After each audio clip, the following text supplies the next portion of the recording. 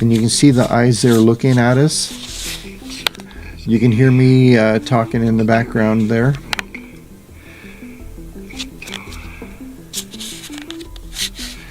And then we heard a very, very interesting wood knock. It was like a rapid fire. I've never heard that before. It was like 5 or 6 wood knocks, just really one right after the other.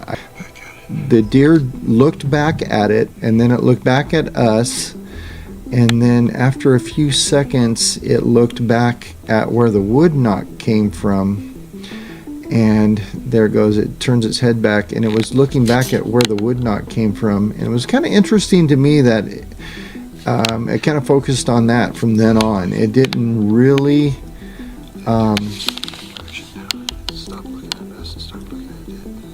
yeah, the deer started paying more attention to that than it did us, and then it walked off into the woods. Good morning, Americans. It's Friday.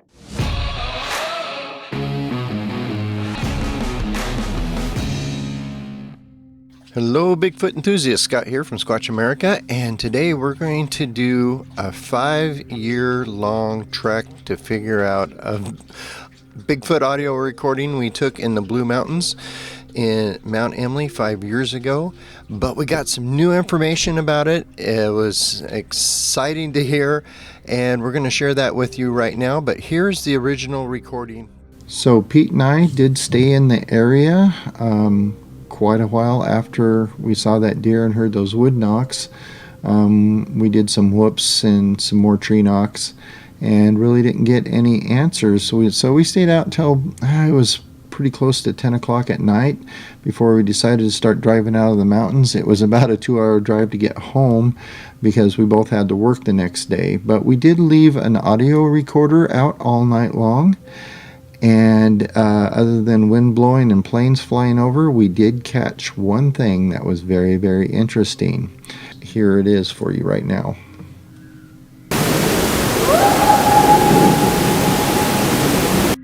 Yeah, when I heard that, the hair on the back of my neck stood up, and I got a few goosebumps. That was recorded about a half an hour after we left, so that would have been around 10:30 in the evening. So I'm going to play it a few times for you again so you can get a good listen to it.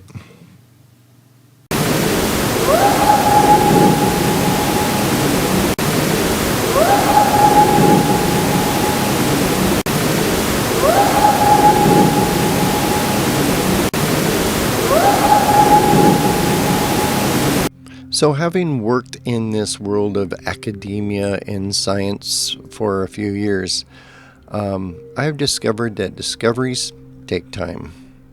So often you hear about things like this big archaeological discovery, and then you don't hear anything about it for like 15 years. And then 15 years later, you come out with all the science on what they discovered and all this stuff, because it takes time. I mean, it really does. You have to examine every single little thing about it, and then you have to go into the research mode where you got to find experts, and you got to find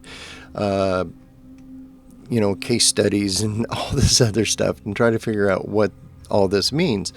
Well, it happens in the Bigfoot world too. I mean, I recorded this recording 5 years ago.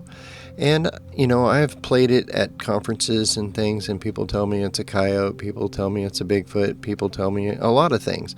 And I really, not being an expert in Bigfoot sounds, I really didn't know what it was for sure. I suspected it was a Bigfoot. I also kind of considered sometimes, it does sound a lot like a coyote. But, not having anywhere to send it for years, not knowing who does this, who's the expert, where can I get this analyzed? You really don't know until a chance meeting at a UFO festival that we were at last weekend. I ran into David Ellis, who happens to be the sound guy from the Olympic Project, and I pulled him aside and said, "Hey, I've got this recording. Tell me what you think. Is this a coyote?" And I played it for him. He goes, "That's not a coyote." So after the conference was over, I sent it to him. He ran it through his spectrograph, and his words were, if I hadn't heard it myself and I just looked at the spectrograph, this meets the Bigfoot sound requirements. Because sound has a DNA, just like we have DNA. There's certain ranges, sounds, pitches, all that stuff that certain animals can make and others can't. And he sent me the spectrograph for this, and this is what it looks like, and said that it meets all the Bigfoot requirements. He said, you found a whoop, so stay in that area. And we have stayed in that area. We go back there quite often, actually, whenever we're in the area. But it's kind of fun to get some validation once in a while. And it was an exciting time for me this week to have David Ellis email me and say, yep, you caught a Bigfoot.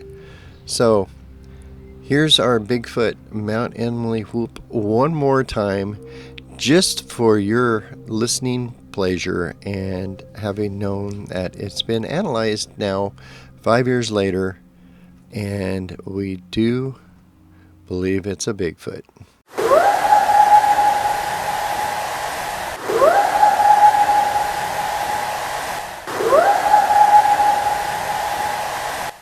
That damn Sasquatch.